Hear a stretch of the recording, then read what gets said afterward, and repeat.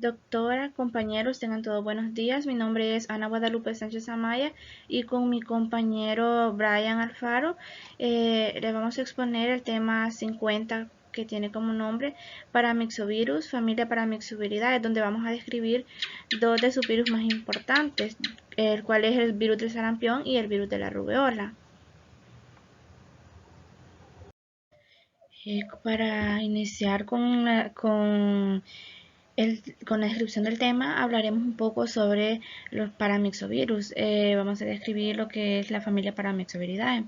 Y nos dice de que los paramyxoviridae son pleomorfos, ya que pueden adquirir diferentes formas. Dice que con partículas de 150 nanómetros o más de diámetro, que a veces fluctúan hasta de 700 nanómetros.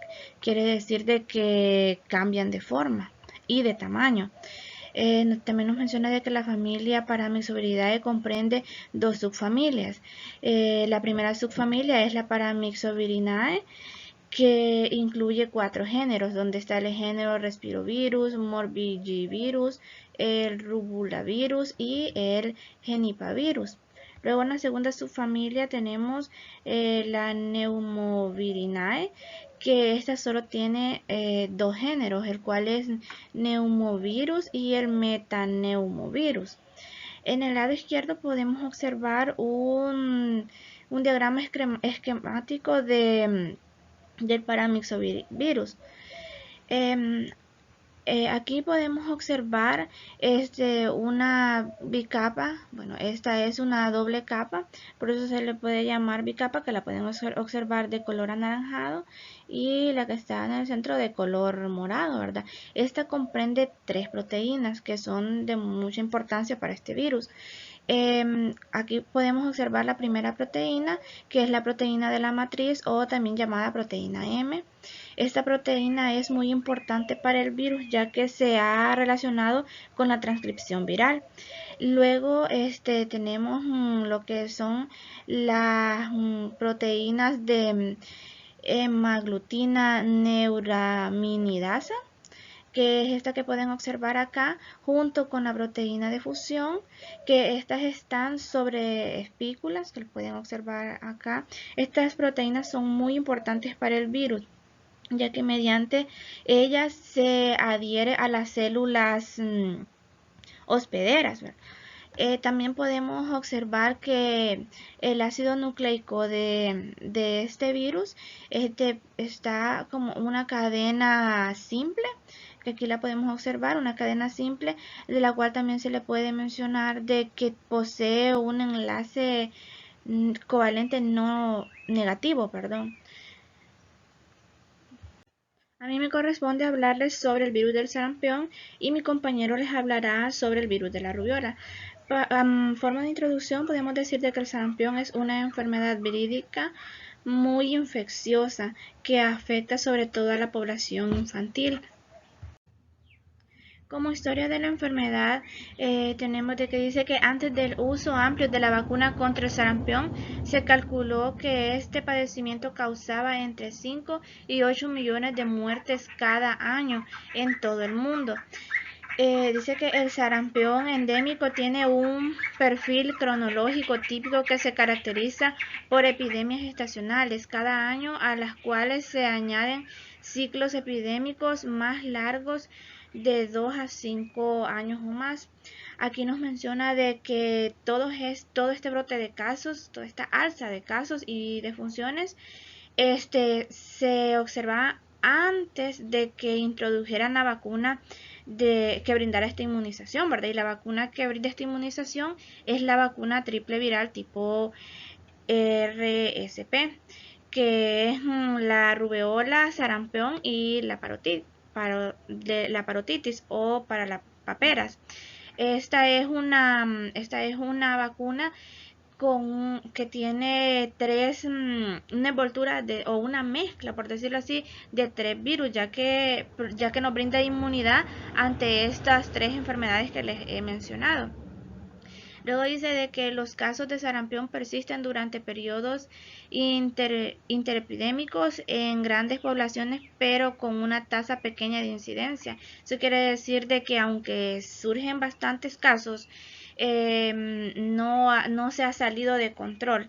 Aún se puede hacer cosas aún se pueden hacer estrategias para disminuir estos casos, que en el mejor de los casos es la concientización y realizando campañas de inmunización a la población. Para describir a este virus nos planteamos tres interrogantes, ¿verdad? Que la primera dice que es el sarampión, que bueno, como ya les había mencionado antes, que el sarampión es una enfermedad virídica aguda muy contagiosa. Esta es una enfermedad exantemática causada por el virus de la familia Paramyxoviridae, específico del género Morbillivirus. Luego tenemos la siguiente interrogante que dice que cómo vamos a identificar, cómo vamos a hacer nosotros para identificar que estamos frente a un caso de sarampión. Pues el sarampión tiene signos y síntomas característicos de la enfermedad que nos hace más fácil identificarlo. También se puede identificar mediante pruebas de laboratorio, pero lo vamos a identificar porque al sarampión da sus primeros síntomas en los primeros 5 días después de haber estado expuestos al virus. Pero 5 días, ¿verdad? Luego tiene que pasar 4 días más para que los síntomas de este aumenten. Y entre los síntomas característicos de este están problemas de fiebres altas, tos, conjuntivitis, coriza, y el signo característico de esta enfermedad, que son las manchas de Koplik, que estas aparecen en la mucosa interna del epitelio de la mejilla, ¿verdad? Y también su exantema, que este es un exantema maculopapuloso que tiene un color, bueno, es como, se torna como algo pardoso, pero tiene un color rojo ladrillo.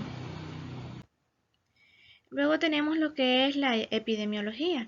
Nos dice de que las características epidemiológicas claves para el sarampión son las siguientes. Dice de que este es un virus altamente contagioso, y sí es altamente contagioso ya que se transmite de persona a persona. Luego dice de que existe un solo serotipo para este virus. También dice de que no hay reservorio animal. No hay reservorio animal ya que para el sarampión el único reservorio es el ser humano. Dice que las infecciones no aparentes son raras. Esto nos quiere decir de que no va a haber, que es raro que una persona que se contagie de sarampión y que no vaya a presentar algún síntoma.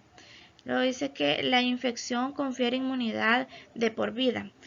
Si nosotros nos infectamos con el virus del sarampión, nosotros va a ser única vez que nos vamos a enfermar de esta enfermedad, valga la redundancia, ya que vamos a adquirir inmunidad de por vida, al igual que si nos inyectamos las 2 dosis de esta vacuna, vamos a adquirir inmunidad de por vida. Dice que en los países industrializados el sarampión ocurre en niños de 5 a 10 años. En los países en desarrollo es totalmente lo contrario, ¿verdad? Ya que dice de que comúnmente los niños se infectan, los niños que son más susceptibles para infectarse del sarampión son niños menores de 5 años. Luego tenemos lo que la Organización Mundial de la Salud nos dice de que en el 2005 que se habían reportado de 30 a 40 millones de casos de sarampión, entre los cuales 530.000 muertes anuales en todo el mundo. Y lamentablemente la mayoría de estos descensos eran de niños menores de 10 años. Sé que la Organización Mundial de la Salud y el Fondo Internacional Infantil de las Naciones Unidas establecieron un plan en el 2005 para reducir la mortalidad por sarampión mediante actividades de inmunización y mejorando la atención clínica de estos casos.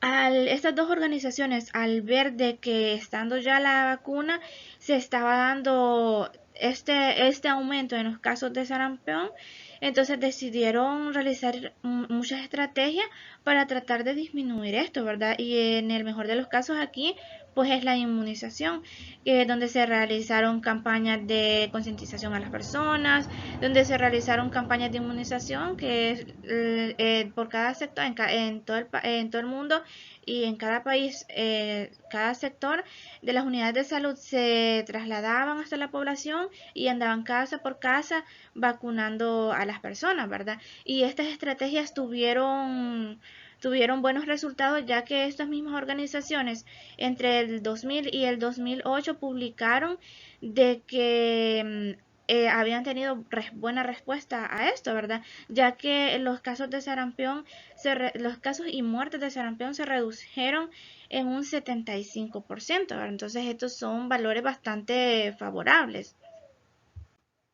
Luego tenemos que en la distribución dice de que antes de la inmunización generalizada el sarampión era común en la niñez y que más del 90% de las personas se infectaban antes de cumplir los 20 años de edad y se calculaba que cada año había unos 100 millones de casos de sarampión con 6 defunciones, que lo sigo recalcando que la población que más se veía afectada era la población infantil, ¿verdad?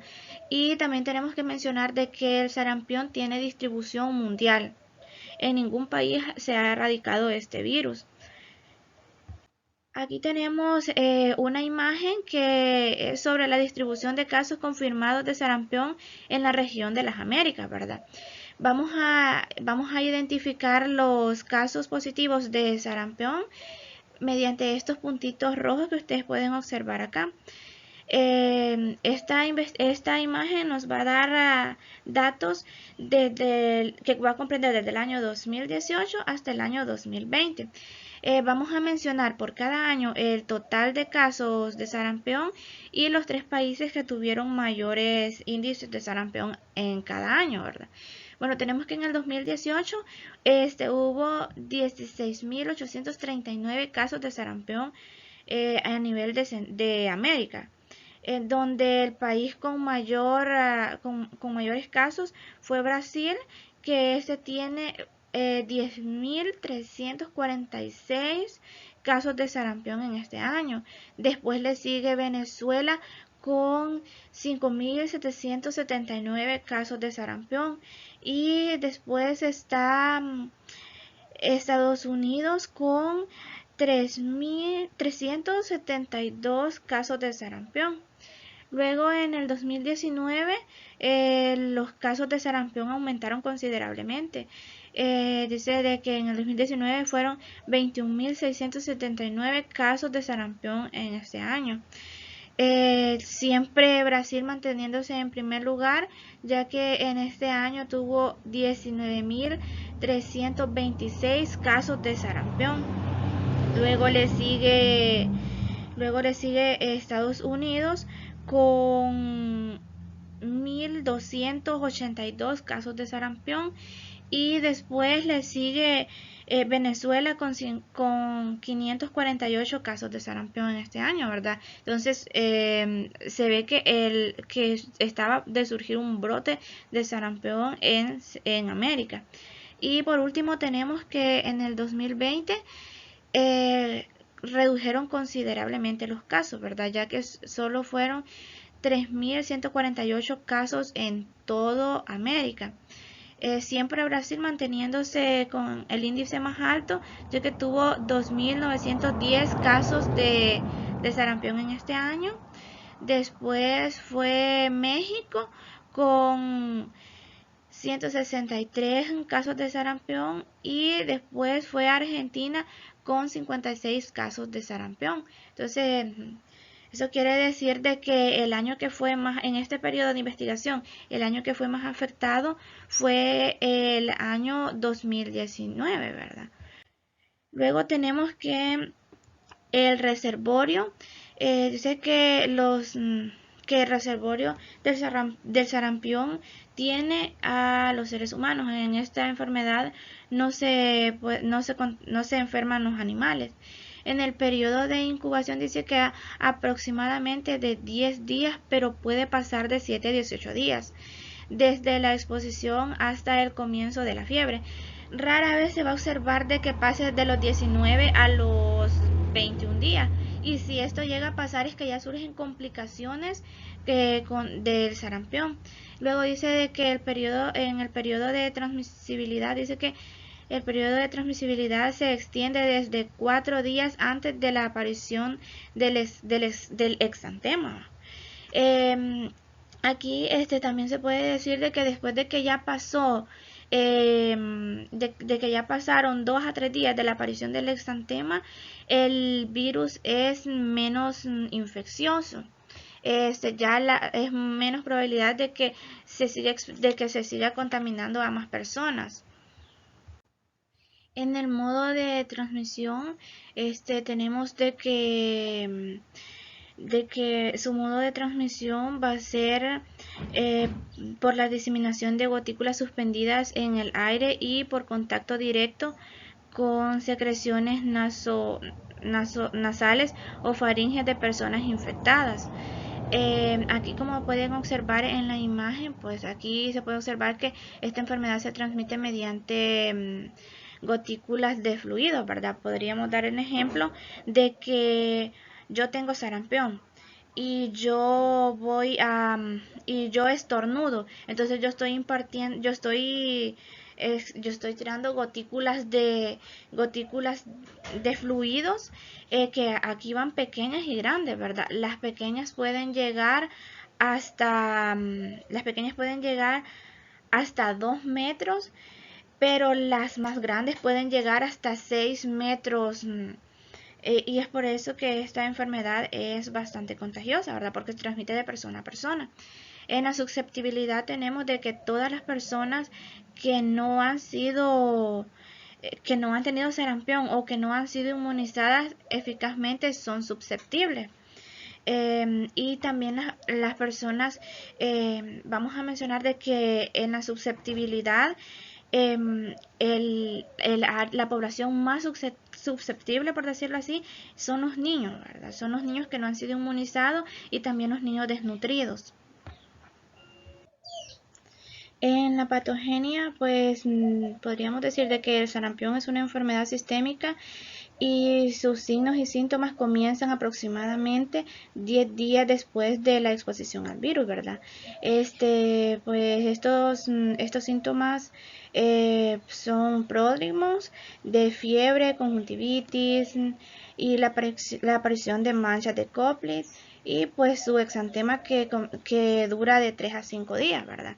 Aquí tenemos estas gráficas que son de la infección por el virus del sarampión. Aquí vamos a hablar sobre la patogenia y las manifestaciones clínicas.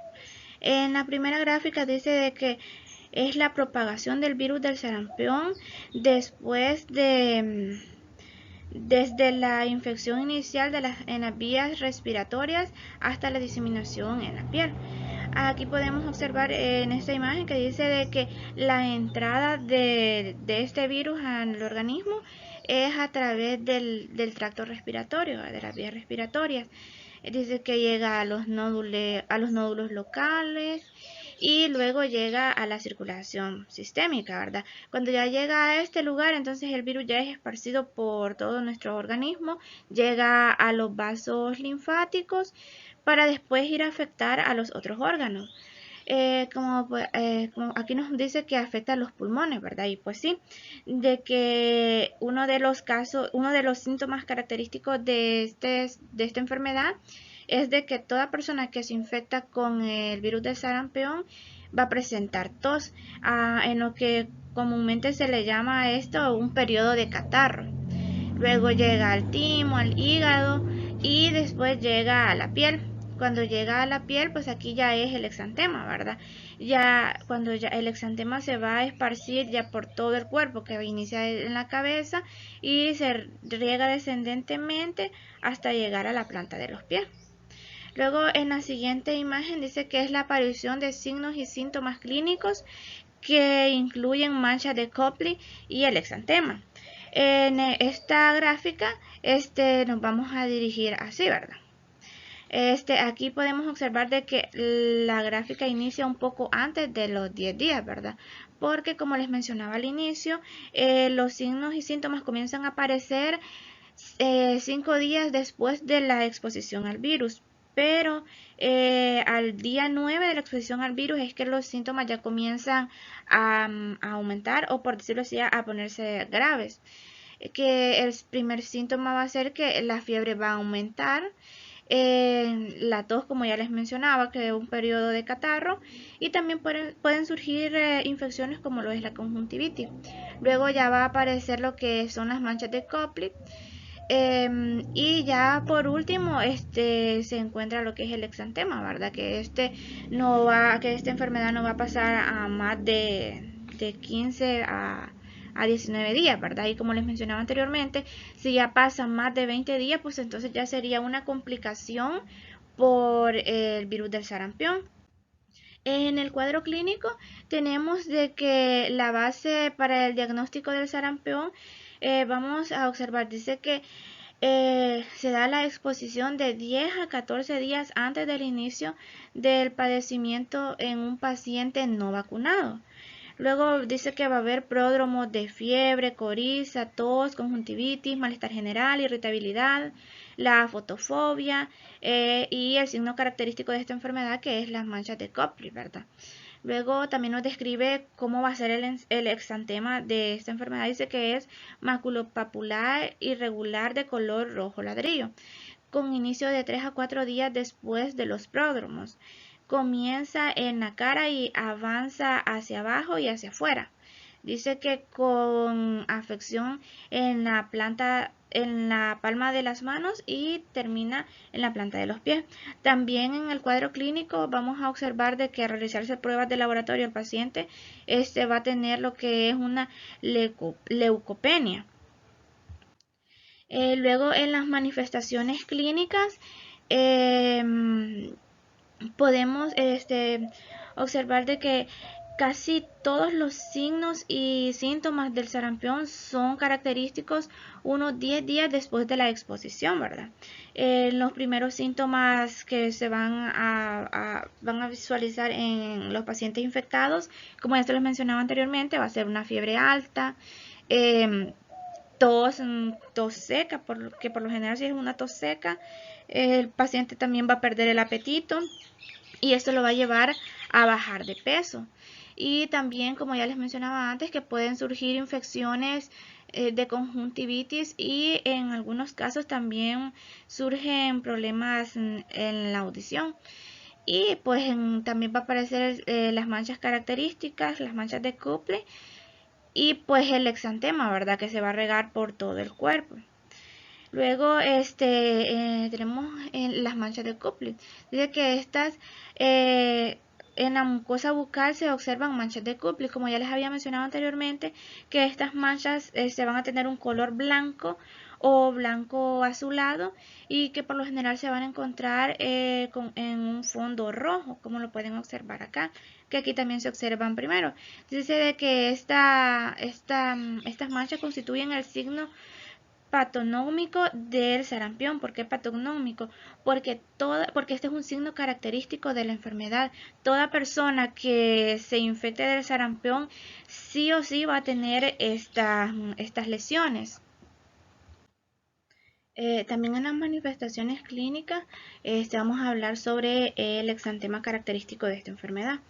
Dice que el exantema del sarampión comienza con máculas eritematosas en las zonas retroauricular, en el cuello y en la línea de implantación del cabello, ¿verdad? Luego aquí tenemos que otro exantema, este exantema ya evolucionó más, pues ya está más maduro. Y dice que el exantema evoluciona hasta comprender la cara, que toda la cara del paciente, en este caso sería toda la cara del niño. Luego dice que hasta el tronco y las extremidades superiores. Luego se va a diseminar hasta las extremidades inferiores, ¿verdad? Porque este se esparce por todo el cuerpo. Y como ya les mencionaba anteriormente, que este tenía como aspecto pardoso, miren, y también de que el color característico de este es un rojo ladrillo. Luego tenemos que exantema por sarampión diseminado en las regiones de manos y pies. Aquí podemos observar el exantema en la palma de las manos y en la planta de los pies, ¿verdad? En el diagnóstico de laboratorio, se tiene que detectar el virus y detectar los anticuerpos. Para llegar al diagnóstico podemos emplearnos 4 preguntas básicas. Que dice que qué material debo obtener, cuándo lo debo obtener, qué estudio tengo que solicitar y qué información me dará este estudio que voy a solicitar.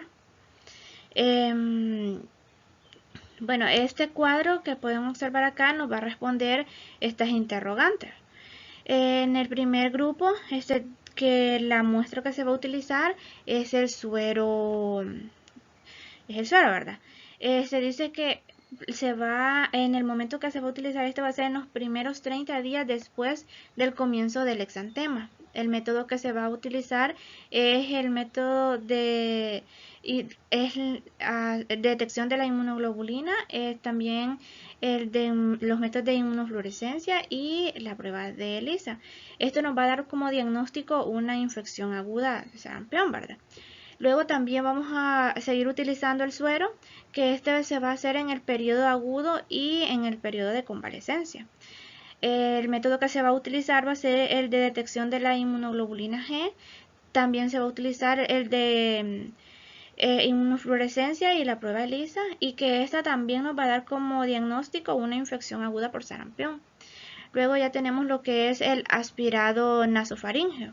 Este aspirado nasofaríngeo se va a realizar se tiene que realizar en las primeras 48 horas desde el inicio del exantema, ¿verdad? Aquí se va a hacer mediante un método de aislamiento de cultivo y que también nos va a dar como diagnóstico una infección aguda por sarampión. También se va a utilizar lo que es la orina como material o muestra. Esto se hacen hasta los 7 días después del inicio del exantema. Aquí también se va a utilizar el método de aislamiento en cultivo y también nos va a dar como diagnóstico una infección aguda. Luego entrando ya con otras muestras, vamos a hacerlo mediante los leucocitos de sangre periférica. Dice que esto en el momento que se hace es hasta 20 días después del inicio del exantema. Aquí se va a utilizar la prueba de PCR, de PCR inversa, y que también nos va a dar como diagnóstico una infección aguda. Y por último vamos para ya identificar lo que son las complicaciones por sarampión, el líquido cefalorraquídeo. Bueno, aquí van para el diagnóstico de manifestaciones clínicas en encefalitis. Se va a utilizar la misma prueba de PCR transversa y que nos va a dar como diagnóstico una infección aguda. Y por último, que también se sigue utilizando el líquido cefalorraquídeo. Bueno, el líquido cefalorraquídeo es el que más se va a utilizar para obtener el diagnóstico de las complicaciones que se dan por el sarampión. Dice de que en este caso se va a utilizar para manifestaciones clínicas de panencefalitis esclerosante subaguda, y se utiliza la prueba de detección de la inmunoglobulina G, de la inmunofluorescencia y la prueba ELISA, que esta ya nos va a dar un diagnóstico de infección persistente. Luego tenemos el diagnóstico diferencial, ¿verdad? Al sarampión se le relaciona con muchas enfermedades que son características que en sus signos presentan fiebre, exantemas, conjuntivitis. Entre algunas de las enfermedades que se le relaciona está la rubiola, la varicela, la enfermedad de Kawasaki, la coriza, entre otras, ¿verdad? Pero en este caso nosotros vamos a hacer la comparación, bueno, el diagnóstico diferencial, perdón, entre la enfermedad de Kawasaki y el sarampión. Aquí podemos observar de que ambas enfermedades poseen exantemas, ¿verdad? Pero el exantema del sarampión, si lo pueden observar, es más generalizado. Este se esparce por todo el cuerpo y sus hematomas son circulares. Estos son de color rojo ladrillo y también muestra como un aspecto pardoso, ¿verdad? También es importante mencionar que estos son maculopapulares. Luego y el exantema de la enfermedad de Kawasaki lo podemos observar de que es más junto. Es como, ya se podría ver como una lesión, como un golpe, una quemada. Entonces es bastante diferencia al exantema del sarampión. También podemos mencionar de que el exantema de esta enfermedad es de color rosado. También en ambas enfermedades hay lesiones en el área de la boca, ¿verdad? Pero en el sarampión surgen lo que son las manchas de Koplik, y en la enfermedad de Kawasaki surgen lo que es lesiones en la lengua, que a esta lengua se le llama lengua en fresa, porque tiene ese aspecto.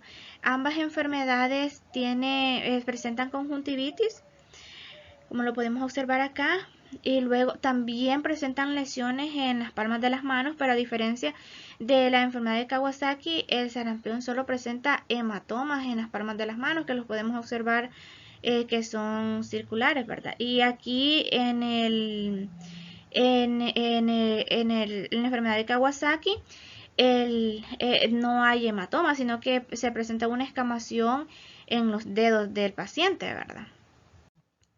Luego como tratamiento, tenemos de que no existe un tratamiento antiviral para el sarampión, pero se han demostrado que en estudios de que la vitamina A ayuda mucho, más que todo a niños de 6 meses de edad a 2 años, a disminuir la mortalidad por el sarampión. También ayuda más que todo a los niños que están desnutridos, ¿verdad? También otros estudios se han demostrado de que la vitamina A ayuda a reducir el riesgo a reducir el riesgo de ceguera en niños pequeños. Pero también tenemos otro tratamiento preventivo que es una vacuna, como ya se los había mencionado antes. Aquí tenemos el Esquema Nacional de Vacunación de El Salvador del 2021, pero todavía tiene vigencia en el 2022. Tenemos de que la primera dosis de la vacuna triple viral de tipo SPR de sarampión, paperas y rubeola, la primera dosis se le va a aplicar al niño a los 12 meses de edad. Y el refuerzo de que va a ser la segunda dosis, se va a aplicar entre los 15 y los 18 meses de edad. Entonces, al aplicarle esta vacuna al niño, si observan, es una edad bastante temprana que se le está aplicando. Entonces, aquí yo sé que lo estamos protegiendo desde bebé para darle inmunidad ante estas 3 enfermedades. Luego tenemos las complicaciones. Existen muchas complicaciones en el sarampión, ¿verdad? La mayoría de casos de muerte no son por sarampión, sino que son por las complicaciones que surgen a raíz de ya que después de un cuadro de sarampión, el paciente queda con el sistema inmune suprimido, ¿verdad? Entonces por eso lo hace vulnerable. El órgano que tiene mayor afectaciones pues es el cerebro, ¿verdad? Y que dice de que el sarampión entra específicamente en el sistema nervioso central, invadiendo de manera oportunista. Y a las personas a los pacientes que están inmunodeprimidos, se presenta una encefalitis aguda por sarampión, que esta se caracteriza por convulsiones. También hay un déficit neurológico y en algunos casos el paciente pierde la capacidad de respuesta a los estímulos, ¿verdad? Y en el peor de los casos, en una afección en este órgano, el paciente puede morir. También les mencionaba de que, perdón, de que pueden haber otras afecciones como en la visión, que ya les había mencionado que un signo característico de esta enfermedad es la conjuntivitis. También hay problemas en la audición, pero esto no es muy común. Dice de que según los estudios, de cada 6 niños uno va a presentar pérdida de la audición, y uno de los peores casos es pérdida completa de la audición, pero esto más que todo se da en niños menores de 10 años. También tenemos de que afecta a los pulmones, ¿verdad? Y pues como ya se mencionaba, que la ventana para que, o la puerta de entrada para el sarampión, pues son las vías respiratorias. Entonces, todos los pacientes o la mayoría siempre van a presentar tos, y una de las complicaciones más graves que se da involucrando a los pulmones y que es causante de muchas muertes, sobre todo en la población infantil, son las neumonías producidas a causa de sarampión, ¿verdad? También se producen problemas gastrointestinales. Esto más que todo también en niños. Dice de que las diarreas, perdón, los hacen de que pierdan proteínas. Entonces esto lo lleva a un cuadro de deshidratación, y esto también es un signo muy peligroso para el niño, porque si un niño se deshidrata mucho, puede llegar hasta morirse, ¿verdad? Entonces también se tiene que tener cuidado en este aspecto. Y pues por último, que también afecta a la piel, que pues ya lo habíamos mencionado también, que es el exantema, que comienza desde la cabeza y se riega pues hasta la planta de los pies. En el pronóstico, nos dice de que entre el 2000 y el 2008 la tasa de mortalidad por sarampión se redujo casi en un 78%, ¿verdad? En este periodo de años, fueron cifras bastante alentadoras. Las muertes tienen origen por complicaciones, como ya les mencionaba anteriormente, que las muertes no se dan por el sarampión, sino por las complicaciones que surgen después del sarampión. En el sarampión en el 2022. Dice que la Organización Mundial de la Salud y la UNICEF advirtieron que se están dando las condiciones propias para que surjan graves brotes de esta enfermedad, que pueden prevenirse con la vacunación, ¿verdad? Lastimosamente, en la actualidad, el sistema de salud se está enfrentando, o el personal de salud se está enfrentando tiene que estar luchando con la ideología de las personas, porque hoy en día los padres ya no quieren vacunar a sus hijos por entrar en lo que son todos los mitos o todas las creencias que las demás personas les pasan, que dicen de que a los niños lo que le están inyectando son virus vivos. Todo esto a raíz de la pandemia que estamos viviendo, de que dice que el COVID-19, la vacuna, que es un virus vivo, ¿verdad? Entonces todas las personas piensan de que todas las vacunas llevan virus vivo. La vacuna del sarampión sí lleva un virus vivo, pero este virus no le va a causar ningún daño a nadie, especialmente a los niños. Al contrario, este virus lo que va a hacer es ayudarle al niño, darle inmunidad ante 3 enfermedades muy contagiosas, enfermedades que les pueden traer complicaciones que los pueden llevar hasta la muerte. Entonces tenemos que explicarle a los padres esto, o sea, hacerles que entren en razón de que ellos son responsables del cuidado de sus hijos, del cuidado en todos los aspectos de sus hijos, de que su hijo tenga las mejores condiciones de salud, ¿verdad? Porque un niño no va a decidir solo, hoy voy a ir a vacunarme, o hoy voy a ir a la unidad de salud, hoy voy a ir al hospital porque me siento mal, no, ¿verdad? El padre es el responsable de velar de que su hijo esté bien. Entonces es importante de que los padres lleven el control de la vacunación de sus hijos, ¿verdad?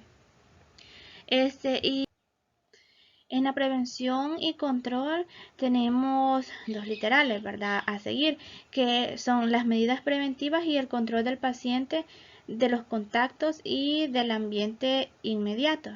En las medidas preventivas tenemos dos factores importantes, que es, dice que la educación de la población es muy importante, como ya se ha venido recalcando, ¿verdad? Que es muy importante educar a la población, explicarles qué es la vacuna, a los síntomas que le pueden dar al bebé más que todo, que si es un virus vivo pero que no le va a causar ningún daño a la persona que se va a inmunizar, sino que al contrario, va a ser algo favorable para su salud, ¿verdad? A largo plazo. Y luego tenemos que la inmunización. La inmunización, esta vacuna está indicada para toda la población, ¿verdad? Toda persona que no ha sido inmunizada con del sarampión. En esta hay dos factores importantes que se tienen que tomar en cuenta, pero esto ya más que todo es en el ámbito de la unidad de salud. Lo que tienen que hacer o cómo tienen que manipular esta vacuna para no afectar en su inmunidad. Luego tenemos como primer factor que dice que es el transporte y almacenamiento de la vacuna. Si a la vacuna no se le manipula correctamente o no se almacena en el modo adecuado, se puede interferir en su inmunidad, ¿verdad? Y ya no puede dar toda la cobertura necesaria ante este virus del sarampión, aunque se ponga la vacuna el paciente. Luego tenemos de que en las contraindicaciones para el empleo de las vacunas del virus vivo, sí es cierto que esta vacuna está abierta para toda la población, pero no quiere decir de que a toda la población se le puede poner esta vacuna. Por ejemplo, a una persona con una enfermedad crónica grave no se le puede vacunar, como por el ejemplo del cáncer o tumores, no se le puede aplicar esta vacuna, excepto que el especialista lo indique, ¿verdad? También a los niños menores de 6 meses, bueno, en algunos países de 6 meses, en nuestro país menores de 12 meses, tampoco se les puede aplicar esta vacuna.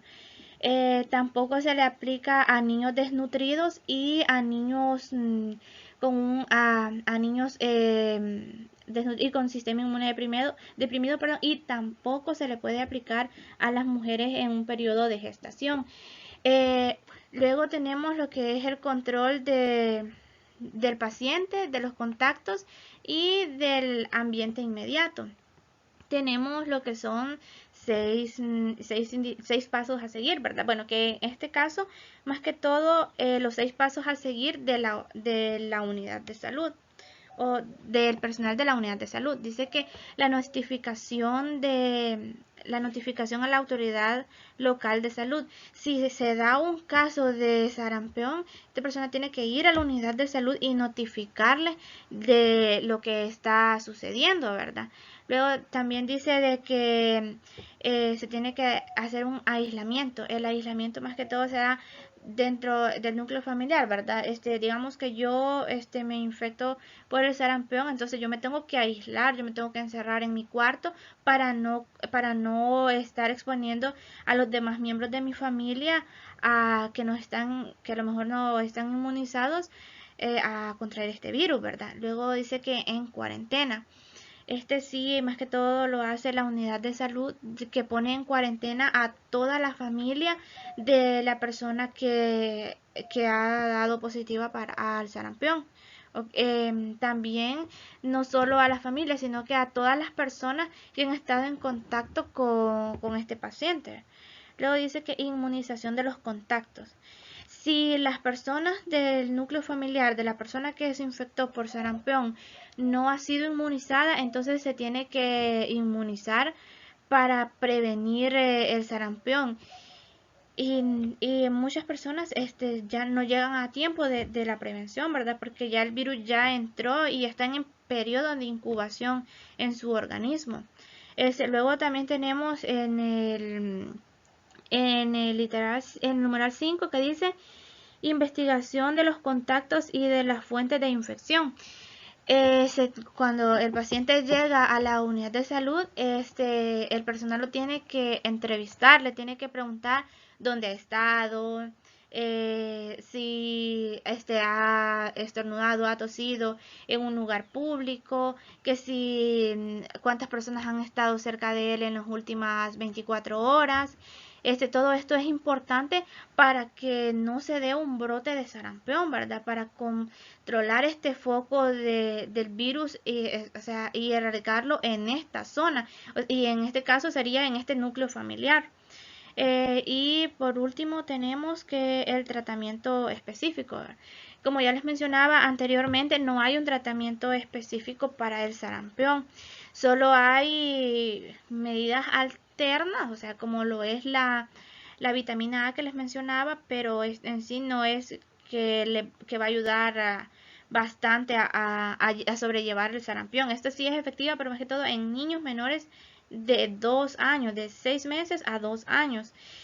Y el método de prevención, que es el más eficaz y el que se le recomienda a toda la población, es la vacuna, ¿verdad? Si no se está vacunado del sarampión, pues les recomendamos de que lo hagan, de que lo hagan y sobre todo a los niños que lo lleven al centro de salud de su comunidad o al centro de salud más cercano a que les pongan esta inmunidad porque los van a estar le están brindando protección para 3 enfermedades que pues los puede llevar a complicaciones muy graves y en el peor de los casos hasta el paciente y en este caso más que todos los niños pueden morir, ¿verdad? Entonces se trata de evitar eso.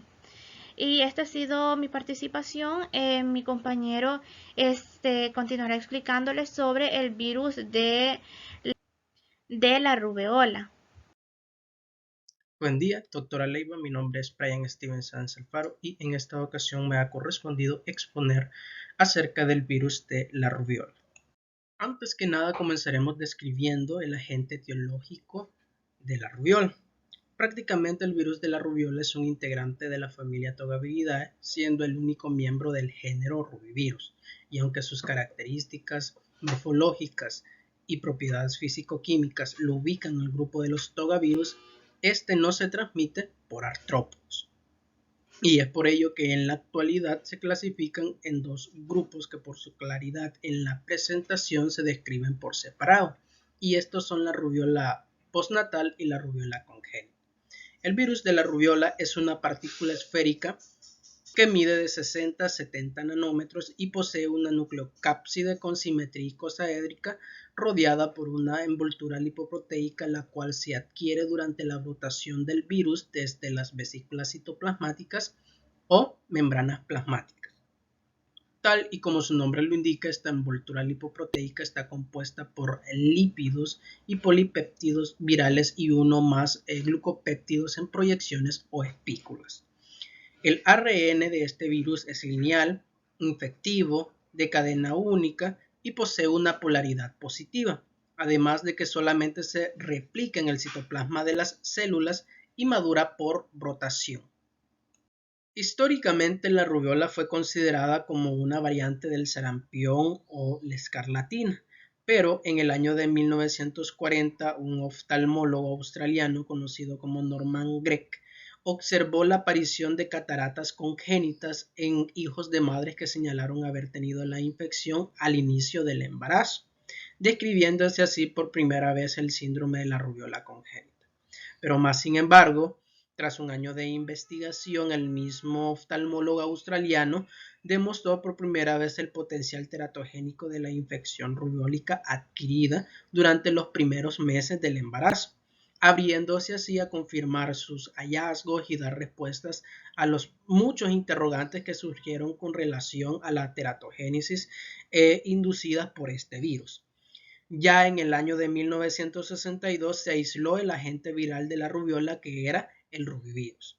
Pero en el año de 1964 se registró una epidemia de rubiola en Estados Unidos bastante grande, ya, pero a su misma vez estimuló la realización de numerosas investigaciones para definir la incidencia de defectos congénitos, la patogenia de la infección intrauterina, las manifestaciones patológicas resultantes del daño fetal, así como también muchos aspectos epidemiológicos y virológicos hasta entonces desconocidos.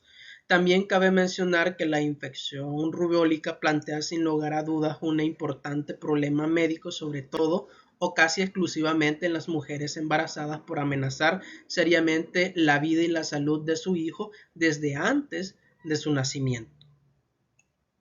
Ahora bien, la rubiola por lo general es una enfermedad vírica febril benigna, la cual se caracteriza por un exantema maculopapuloso y puntiforme, que desde el punto de vista clínico es indistinguible del exantema febril que se observa en el sarampión, en el dengue, en el herpes virus humano 6, en los adenovirus o la escarlatina, pero más sin embargo la rubiola puede llegar a ocasionar una linfadenopatía retroauricular, occipital y cervical posterior, la cual es el signo más característico de esta enfermedad y se presenta entre los 5 y 10 días antes del exantema. Puede haber trombocitopenia, pero muy raras veces manifestaciones hemorrágicas. Además, estas infecciones suelen complicarse con artralgias y artritis, esta última con menor frecuencia, en particular en las mujeres adultas.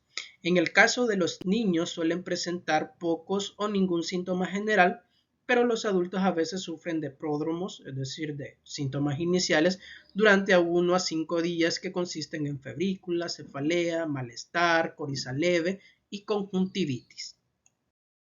La rubiola es importante porque puede causar múltiples anomalías en el feto, conocidas como síndrome de rubiola congénita. Prácticamente este síndrome puede llegar a afectar el 90% de los hijos de mujeres embarazadas que contrajeron la infección durante los primeros 10 días del embarazo. Y los fetos infectados en fases muy iniciales corren un mayor riesgo de muerte intrauterina, aborto espontáneo y síndrome de rubiola congénita, que puede llegar a comprender varios defectos o síntomas como lo es la hipoacusia, cataratas, microftalmia, glaucoma congénito, microcefalia, entre otros, como por ejemplo la meningoencefalitis, el retraso del desarrollo, malformaciones o alteraciones cardíacas congénitas, como puede ser una malformación del tabique interventricular, hepatoesplenomegalia, es decir, un agrandamiento del hígado y del vacio, ictericia y osteopatía radiolúcida. Además, también cabe mencionar que los casos moderados y graves pueden llegar a ser reconocidos en el momento que nazca el niño, siendo los casos leves los que van a llegar a ocasionar una afección cardíaca leve y una hipoacusia, pero estos pueden llegar a ser reconocidos varios meses o años después del nacimiento, así que hay que tener mucho cuidado con este aspecto. La diabetes mellitus tipo 1 también se reconoce como una manifestación tardía frecuente del síndrome de rubiola congénita, además de que también puede haber malformaciones congénitas y muerte fetal a consecuencia de la rubiola materna subclínica. No obstante, también es de mencionar que cuando una mujer se infecta después de la 20ª semana de gestación, pues es muy raro que haya defectos o malformaciones en el neonato al momento de nacer. La epidemiología de la rubiola pues prácticamente es una infección que ocurre durante todo el año con una incidencia máxima en la primavera. Las epidemias prácticamente ocurren cada 6 a 10 años con pandemias explosivas de cada 20 a 25 años y la principal vía de transmisión de la rubiola pues es la vía respiratoria, pero la rubiola no es tan contagiosa como es el sarampión. No obstante, una epidemia que se llevó a cabo en Estados Unidos entre los años de 1962 y 1965 fue tan grande que ocasionó un impacto económico de 1.5 mil millones de dólares, dejando como resultado 11.000 muertes fetales, 2.006 muertes neonatales y 20.000 casos de rubiola congénita. Y no fue hasta el año de 2005 que Estados Unidos, al incorporar la vacuna contra la rubiola, logró eliminar tanto la rubiola epidémica como la rubiola endémica. Y desde entonces pues se han desarrollado programas para eliminar también la rubiola y el síndrome congénito de la rubiola tanto en América Central como en América del Sur. La rubiola prácticamente tiene una distribución mundial, pero antes de la inmunización generalizada, la rubiola tenía una distribución endémica mundial con epidemias de cada 5 a 9 años y ocasionando una gran morbilidad, tal y como habíamos hablado anteriormente con la epidemia que se llevó a cabo en Estados Unidos entre los años de 1962 y 1965, en la cual se estimó que hubo más de 12 millones de casos de rubiola con una incidencia del síndrome de rubiola congénita de 0.1 a 0.2 por 1000 nacidos vivos en los periodos de endemicidad y de 1 a 4 por 1000 nacidos vivos durante las epidemias. Y es por ese mismo motivo que para fines de 2013, 135 países o territorios que corresponden al 70% del total mundial incorporaron en sus programas nacionales de inmunización la vacuna contra la rubiola, reduciendo drásticamente o casi eliminando los casos de rubiola. No obstante, en los países donde no se ha implantado la inmunización contra la rubiola, la enfermedad sigue siendo endémica. El reservorio del rubivirus es el ser humano. Su modo de transmisión se da a través de la diseminación de gotitas de secreciones nasofaringias y por contacto directo con los pacientes. Además, los lactantes con síndrome de rubiola congénita también arrojan grandes cantidades de virus a través de las secreciones faringias y la orina, siendo fuentes infectantes para sus contactos. Y el periodo de incubación pues es de 14 a 7 días y con límites de 14 a 21 días. El periodo de transmisión del virus de la rubiola abarca desde cerca de una semana antes de la aparición del exantema hasta por lo menos 4 días después, y su susceptibilidad, pues prácticamente la inmunización es permanente después de la infección y se piensa que dura mucho tiempo y tal vez para toda la vida después de la vacunación. Por otra parte, los recién nacidos de mujeres inmunes suelen estar protegidos de 6 a 9 meses según la cantidad de anticuerpos maternos que hayan recibido a través de la placenta. Dentro de la patogenia de la rubiola, vamos a mencionar que la puerta de entrada del virus al organismo es la vía respiratoria, replicándose inicialmente en el epitelio respiratorio y ganglios linfáticos locales. Esto seguido de una viremia y la diseminación del virus a través del tracto respiratorio alto. Y es por ello que este virus se puede llegar a recuperar o extraerse de las secreciones nasofaringias y de la sangre desde una semana antes del comienzo de la aparición del exantema o durante este. La primera respuesta de anticuerpos específicos que se detecta después de la erupción es de tipo inmunoglobulina M, pero posterior a la semana del comienzo de la erupción están presentes todos los tipos de inmunoglobulinas, siendo la subclase 1 de la inmunoglobulina G las que aparecen primero de forma específica. Además, también ha sido demostrada la inmunidad mediada por linfocitos, secreción de linfoquinas y prácticamente la inmunidad celular persiste indefinidamente después de la infección, así como también la inmunoglobulina G específica.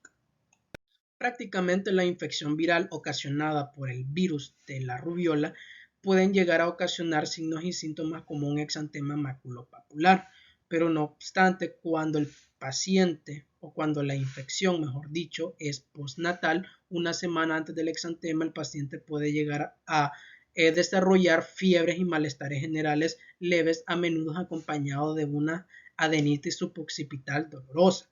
Puede haber coriza leve, se puede llegar a presentar una artritis poliarticular que afecta los dedos, las muñecas y las rodillas en el 25% de los casos de los adultos. Rara vez ocurre una artritis crónica, pero es muy frecuente la linfadenopatía cervical posterior y postauricular inicial. También se puede observar un eritema del paladar y la faringe, a veces en parches. Por lo general, la mayoría de los adultos que contraen la rubiola, estos suelen presentar una enfermedad leve con una fiebre baja, dolor de garganta y un sarpullido que se extiende desde la cabeza hacia el resto del cuerpo. No obstante, antes de la aparición del sarpullido, estos pueden llegar a manifestar un dolor de cabeza, conjuntivitis y malestar general.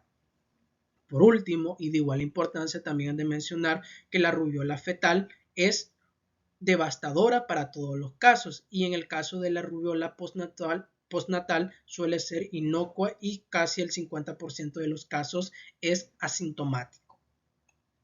Y pues bueno, en esta diapositiva podemos observar algunos signos característicos de la rubiola que hemos mencionado anteriormente. En estas dos imágenes podemos observar el exantema maculopapular, el cual se extiende desde la cabeza hacia el tronco y del tronco hacia las extremidades, como lo podemos observar. Y en esta otra imagen podemos observar el eritema del paladar y la faringe, que a menudo se les conocen como manchas de Forchheimer.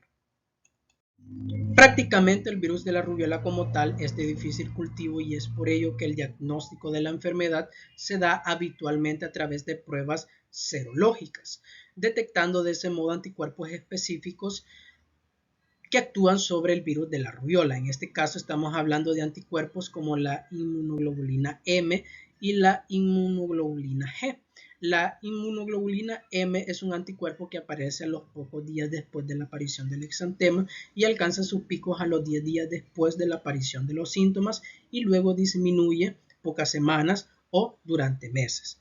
Luego de ello tenemos a la inmunoglobulina G, la cual es un anticuerpo que alcanza sus picos a los 10 y 15 días ya de la enfermedad y permanecen detectables durante décadas y hasta de por vida. En ese sentido se han desarrollado numerosos métodos para el diagnóstico serológico de la rubiola y el primero de ellos es la inhibición de la hemaglutinación, la cual fue el primer método utilizado y es el considerado estándar por la OMS. Prácticamente es un método que se basa en la detección de anticuerpos inhibidores de la hemaglutinación, los cuales fueron inducidos por antígenos glicoproteicos de la envoltura viral.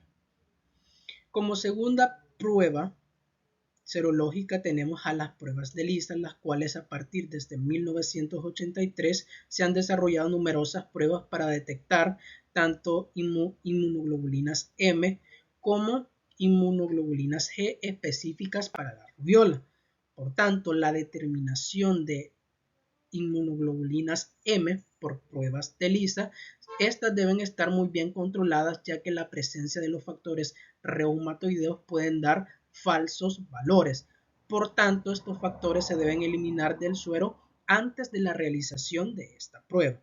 Asimismo, cabe mencionar que las inmunoglobulinas G específicas en altas concentraciones compiten con las inmunoglobulinas M por el antígeno, pudiendo dar también falsos resultados.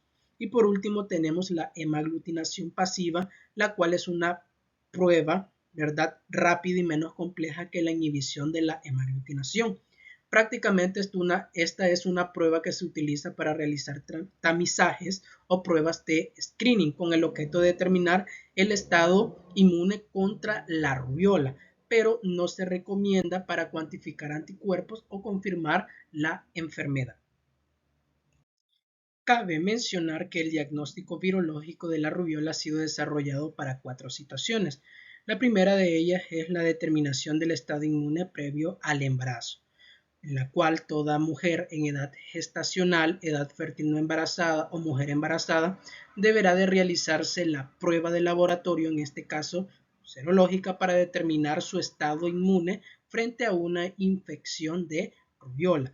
Cabe mencionar también que la vacuna antirrubiola está contraindicada para mujeres embarazadas debido a que la vacuna posee virus vivos y atenuados, los cuales pueden llegar a ocasionar algún daño al feto.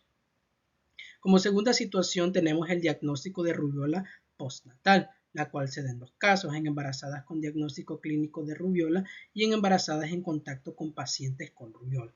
En el caso de las embarazadas con diagnóstico clínico de rubiola, la presencia de inmunoglobulinas M indica la primoinfección con rubiola, ya que según estudios que se han realizado a los 3 y 30 días posteriores del exantema, pues es posible diagnosticar la primoinfección en el 100% de los casos mediante el dosaje de las inmunoglobulinas M específicas. ¿Ya? Entonces, ahora bien, en el caso de las embarazadas en contacto con pacientes con rubiola, si están inmunizadas, no debe de haber alguna preocupación alguna. Pero, por el contrario, si no conoce cuál es su estado inmune, pues se recomienda que concurra de inmediato al laboratorio dentro de los primeros 7 días ya después de haber ocurrido el contacto con un paciente que posea rubiola. Así, el laboratorio pues tiene la posibilidad de determinar la presencia de anticuerpos de inmunoglobulinas G anteriores a dicho contacto en esa única muestra de suero.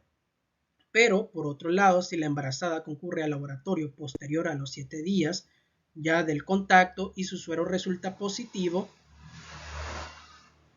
deberá realizarse la detección de inmunoglobulinas M específica pues para confirmar o descartar la infección reciente.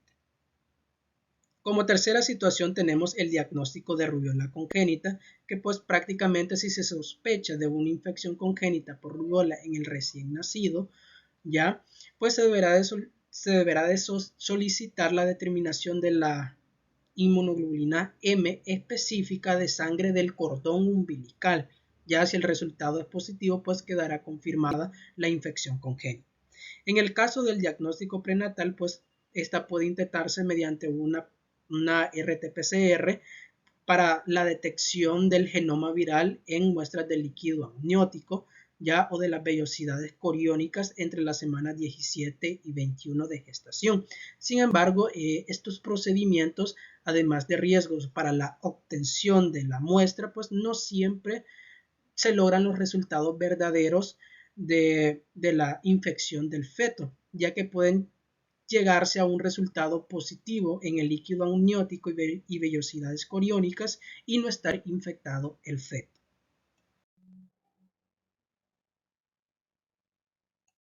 Tal cual y como habíamos dicho anteriormente, la rubiola suele ser confundida con otras enfermedades como lo viene siendo la escarlatina y el sarampión, pero en esta ocasión vamos a establecer el diagnóstico diferencial entre el sarampión y la rubiola.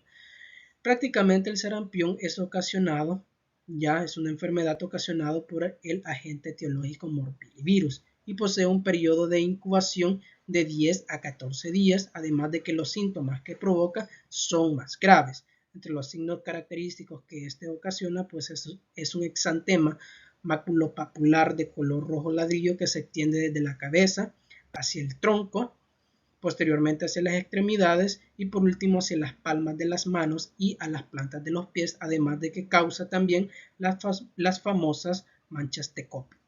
En el caso de la rubiola, pues es una enfermedad ocasionada por el agente etiológico rotavirus, ¿ya? Y posee un periodo de incubación de 7 a 14 días y los síntomas que esta ocasiona son más leves en los niños y en adultos y son mortales en el feto. Entre los signos característicos que provoca la rubiola, pues es un exantema maculopapular fino que se extiende desde la cabeza hacia el tronco y posteriormente hacia las extremidades, pero no tiene afectación en las palmas de las manos ni en las plantas de los pies. Además de que también causa las famosas manchas de Forchheimer.